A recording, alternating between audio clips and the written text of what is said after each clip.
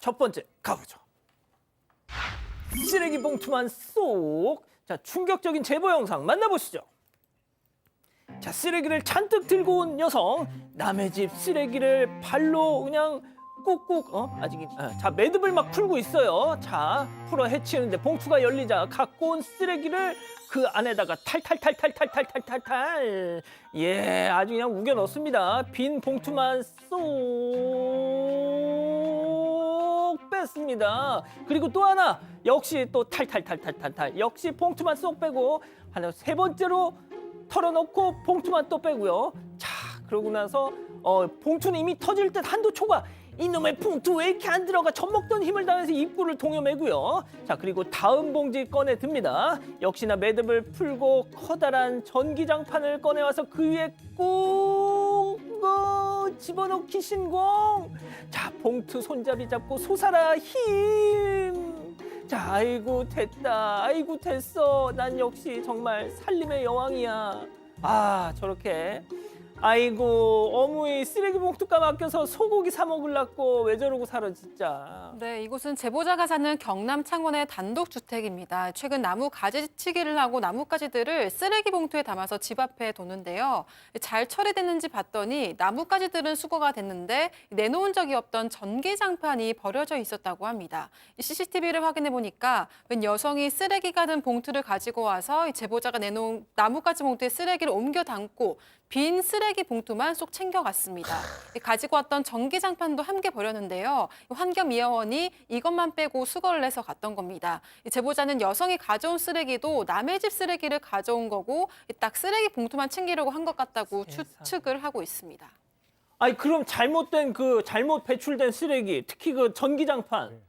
아니 내가 온팡 뒤집어 써야 되는 거잖아요. 그럴 뻔했던 겁니다, 사실은. 그래서 이 제보자분은 다행히 CCTV가 있었으니까 이거를 불법 투기로 구청에 신고를 해서 구청 직원분이 나오셔서 확인을 해서 이제 본인이 이거를 이제 뭐 과태료를 물은 그런 상황 벌어지지 않았는데 저건 쓰레기 봉투에 그냥 넣어서 버리면 되는 게 아닙니다. 전기장판과는 별도로 처리를 해야 되는 건데 문제는 만약에 CCTV가 없는 집에서 이런 일이 벌어졌더라면 집주인이 꼼짝없이 다 뒤집어 써야 될 수도 있는 그런 상황이지 않습니까? 이게 봉투값이 문제가 아니라 저런 거는 정말 있어서는 안 될 일이고 또 구청에서는 저 여성분의 신원을 구청에서 추적할 권한은 없잖아요. 네. 과연 저 여성의 과태료가 부과될지는 또 알 수 없는 그런 상황이라고 하는데 아이고. 글쎄요, 뭐 얼마나 경제적으로 많이 어려우실 수도 있지만 저건 아니죠. 예. 아니죠. 좋습니다. 자, 다음 이어갈게요. 길거리에서 퍽퍽입니다. 자, 오늘 아동학대 예방의 날입니다. 예, 전해진 그 날을 맞아서 전해진 충격적인 제보 영상 만나보시죠. 자, 삼거리에 불박차 스톱. 맞은편에 한 가족이 보이는데 아빠인 듯 싶은 남성이 갑자기 아이 머리를 잡고 퍽 치고 아이가 막 아빠 미안 하자 이젠 자 머리 치고요. 심지어 다음은 니키까지 칩니다. 무릎으로 얼굴을 쳤어요. 아이를. 자, 이내 엄마로 보이는 여성이 막 뜯어 말리는 그 장면까지 나오는데 자, 상황 설명 좀 해주세요. 네, 지난 17일 오후 인천 서구의 한 길거리에서 있었던 사건입니다. 제보자는 지나가다가 한 남성이 초등학생 저학년으로 보이는 남자아이를 폭행하는 장면을 목격했습니다. 제보자에 따르면 가족으로 보였고 아빠로 추정되는 젊은 남성이 담배를 피우면서 남자아이의 머리를 때리고 있었다고 합니다. 아이의 머리를 누르더니 무릎으로 폭행을 이어갔다고 하고요. 또 남자아이는 남성 앞에서 두 손으로 싹싹 빌고 있었고 좀 맞아서인지 놀라서인지 얼굴이 상기가 돼 있었다고 합니다. 그리고 더 어려 보이는 여자아이도 있었는데 목석이 된 것처럼 한 발짝도 움직이지를 못하고 가만히 서 있었다고 합니다. 이 폭행이 계속되니까 아이 엄마라 보이는 여성이 뒤늦게 남성을 제지하면서 말렸다고 합니다. 오 교수님, 앞서 말씀드렸다시피 오늘 아동학대 예방의 날입니다. 자, 집도 아니고 벌건 대낮에 길거리 한복판에서 아이를 저렇게 팬다면 사람들 없는 집에서는 어떨까요? 아예 뭐 다른 사람들 눈을 전혀 의식을 하지 않는 것 같습니다. 그래서 이 제보자 같은 경우도 이 바로 신고를 해도 만약에 저 자리를 떠버리면은 그 경찰이 어떤 그 대처를 못하니까 차라리 사건 반장이 제보해서 이렇게 여러 사람들에게 알려야 되겠다라고 생각을 할 정도였는데 거기에서 맞는 그 남자 아이와 그 뒤에서 바라보고 있던 그 여자 아이의 모습이 지금도 아주 생생하게 그 눈에서 어른거린다라고 합니다. 그런데 사실은 이 엄마로 보이는 이 여성 같은 경우도 예. 남편으로 보이는 저 남성이 저런 행동을 하는 데 있어서도 전혀 말리지 못한다라고 한다면 예. 저 남성은 지금 굉장히 그 집안에서 폭력적인 그런 남편, 아버지일 가능성이 상당히 큰데요. 통상 저런 사람들이 소위 얘기하는 그 방한 여포, 바깥에 나가서 다른 사람들에게는 꼼짝 못하면서 자기 아이들이나 아내에게 저런 식으로 하는 사람들이 많거든요. 그래서 앞으로 이런 상황들이 있다라고 한다면 계속 제보를 해주세요. 그래서 이 가정폭력이 사라지는 날까지 저렇게 해야 되는데 사실은 제 아이들 같은 경우는 저렇게 맞는 그 뒤에 후유증이라는 거 이게 굉장히 심각할 것으로 생각이 됩니다. 그러니까 말입니다. 알겠습니다. 자, 다음 이어가죠.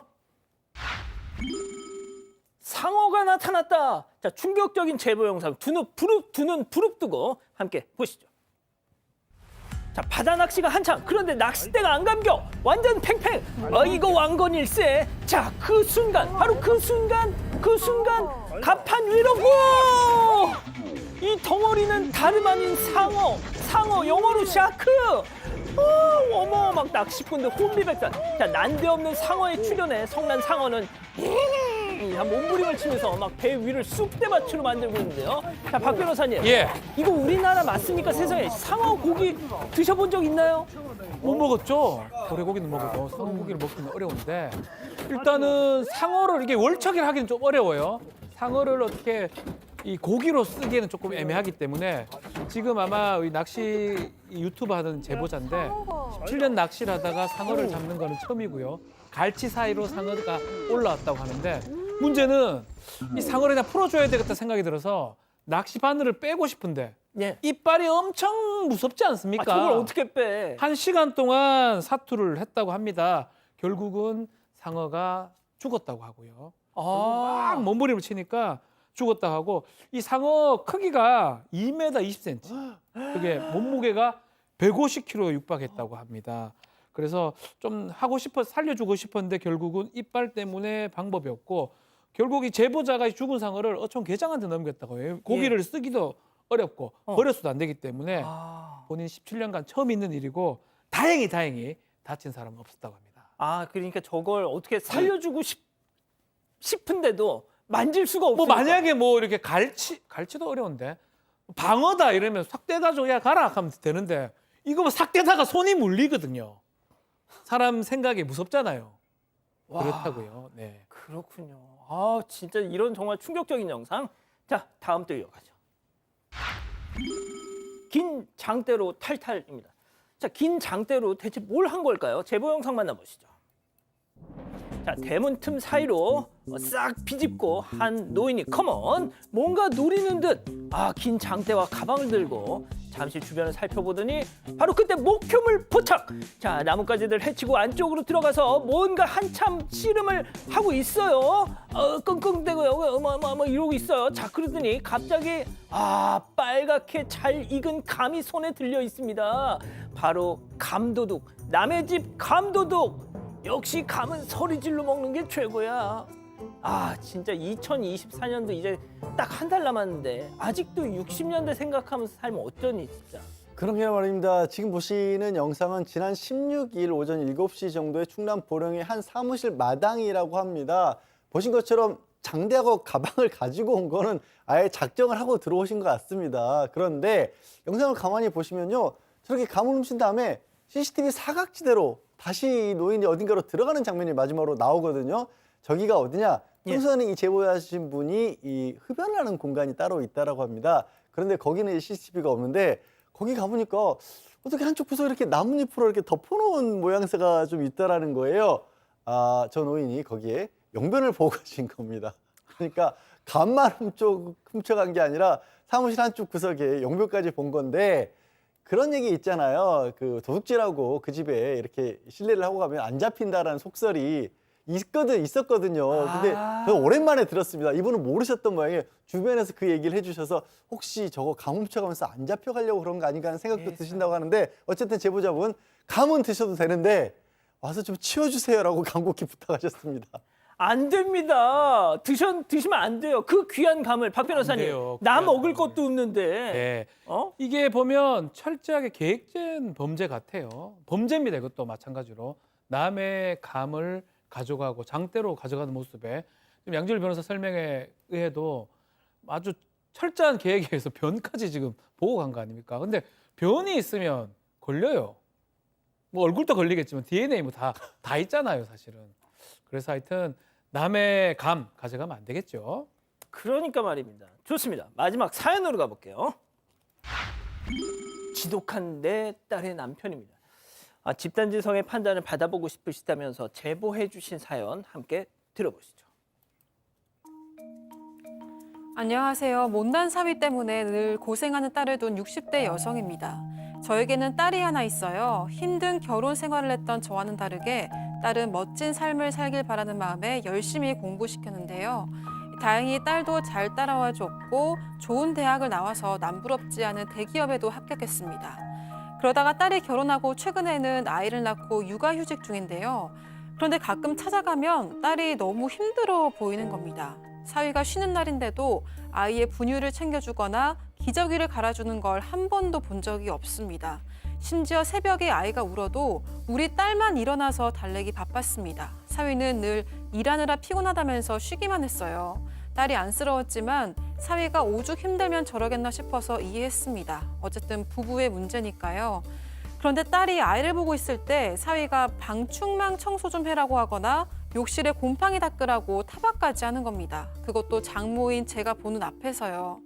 결벽증이 있나 싶을 정도로 집안 청결에 예민하게 굴더라고요. 딸은 애 아빠랑 다투기 싫다고 그 잔소리들을 순순히 다 듣고 있는데요. 보다 못한 제가 대신해서 청소를 해줄 때도 있었습니다. 딸이 독박 육아를 하고 있는데도 사위는 손 하나 까딱 안 하고 오히려 깔끔을 떨면서 제 딸을 부려먹기까지 하는 모습을 보니까 정말 부하가 치밀어 오릅니다. 저라도 한 소리를 해야 될까요? 그렇군요. 자, 기다리고 기다리셨던 부처연접타임 유튜브 JTBC 뉴스 채널 사건 반장 독립 채널에서 8천여 분의 우리 가족 여러분들 함께하고 계신데요. 채팅창에 OX로 함께 참여해 보시죠. 먼저 사위입니다. 아이 장모님, 진짜 저희 사정 아시면 얼마나 아신다고 이러세요. 닭은 못 잡아주실 망정 사유를 전국 방송에서 개망신을 주십니까 진짜. 제가 놀기로 해요. 바람을 피워요. 왜 버려 하나 힘들어 죽어. 집이라고 오면은 사방이 난장판인데 제대로 쉴 수도 없어. 우리 지열이 건강을 위해서도 깨끗한 게 뭐가 문제냐고요. 저희 문제 저희가 알아서 합니다. 동그라미입니다. 그렇습니다. 자, 다음 사연자 장모입니다. 몰라 이복의 박수 아니야. 박지연, 야 너 외벌이 하느라고 피곤하셨어? 야 우리 다혜가 네 새끼 키우느라고 휴직하고 있는 거 아니야? 다시 복직하면 그래서 돈 벌면 너 가사 분담해 줄 거야? 아이고 뚫린 입이라고 말을 잘하지. 야 내가 너 같은 녀석 종노릇하라고 우리 다혜를 금지옥엽 키운 게 아니야. 방충망 청소 네가 해. 박 변호사님. 자, 뭐 이건 요즘 세상에 이런 사위, 이런 사람은 남편은 없고요. 근데 문제는 결벽증이 있을 수는 있어요. 그럼 지가 치워야죠. 지금 아이를 보고 있는 아내한테 그걸 치우라니요. 당연히 장모로서는 어지간하면 장모님 같은 경우는 참거든요. 사위사랑 장모님 아니겠습니까? 오죽하면 이런 얘기를 하겠습니까? 아주 거의 게으르고 깨끗한 척하면서 깨끗하면 자기가 치우면 돼요. 곰팡이 치거하세요. 왜? 이건 잔소리 한번 해야 됩니다. 그렇군요. 자, 오 교수님. 일단 그 장모님 앞에서 자기가 아내를 타박하는 것은 기본이 안 돼 있고요. 그리고 육아라고 하는 것은 같이 하는 것인데 이 사람은 그런 개념 자체가 없는 것 같습니다. 아마 이제 장모님이 상당히 속이 상하실 것 같은데 그런데 이제 중요한 게 뭐 좋은 대학 나오고 대기업 다니면서 이런 대접 받는다. 좋은 대학 안 나오고 대기업 안 댕겨도 이런 대접 받으면 안 되는 거예요. 그래서 제가 볼 때는 이 장모님이 거기서 한 소리를 갖다가 하시지는 마세요. 왜 그러냐면 예. 따님이 저런 성격인 줄 알고 결혼을 했는지는 모르겠지만 일단 이제 부부 간에 있어서는 딸에게 얘기를 해가지고 약간 좀 이렇게 코치를 하는 것이 좋지 직접적으로 대놓고 뭐 이렇게 얘기를 하게 되면 저 남편이 제가 볼 때는 성격이 그렇게 아주 이렇게 넓은 성격이 아닌데 그렇게 되면 오히려 딸과 사이 간에 있어서 사이가 더 나빠질 가능성도 있어요. 그래서 이제 딸에게 좀 얘기를 해서 좀 어느 정도 이렇게 자기들끼리 좀 해결할 수 있도록 그렇게 하는 것이 좋을 것 같습니다. 자, 오 교수님 말씀 일리가 있는데 양 변호사님, 저도 저 커플과 좀 비슷한 커플을 알거든요. 딸한테 얘기를 해. 그래도 못해. 네, 못하기도 하고요. 이렇게 그 뭐랄까 이게 부부 사이도 가불관계라는 게 생깁니다. 그리고 사실 뭐 요즘 이런 사람이 있을까 싶지만 제가 이 자리에서도 몇 번 말씀드렸는데 집안마다 세상이 어떻게 변하건 그 집안만의 가풍이라는 게 따로 있고 그게 또 전부로 믿고 있는 사람들도 있어요. 그래서 외부에서 좀 깨줄 필요도 있고요. 어제 얘기가 나왔죠. 그 요즘에 통계청에서 조사했더니 그 기혼자들의 배우자가 만족도가 75%라고 그게 가장 큰 원인이 이유가 가사 분담이 요즘은 잘 되고 있다라는 맞습니다. 걸로 꼽더라고요. 사위한테 얘기하세요. 너 늙어서 그러다 후회한다. 아니 늙을 것도 아니다. 40, 50대만 돼도 당장 후회한다. 아유, 그럼요. 예, 그렇게 반드시 얘기를 해주셔야 됩니다. 딸도 이렇게 피할 수 있으니까. 자, 백다혜 아나운서의 처방은 뭡니까? 네, 저는 가만히 있으면 그렇게 해도 되는 줄 알 것 같아서요. 한마디가 아니라 여러 마디를 하시면 좋겠다는 게 저희 생각입니다. 네, 가족분들 의견도 볼게요. 김영환님, 같이 해야죠. 요즘 세상이 다릅니다라고 하셨고요. 커피큐브님, 내 아들은 저렇게 키우지 말아야지 또 다짐합니다라고 하셨습니다. 현순옥님, 걱정 말고 자기들끼리 살게 내버려 두세요. 가지 마세요. 이런 의견도 있었습니다. 그렇군요.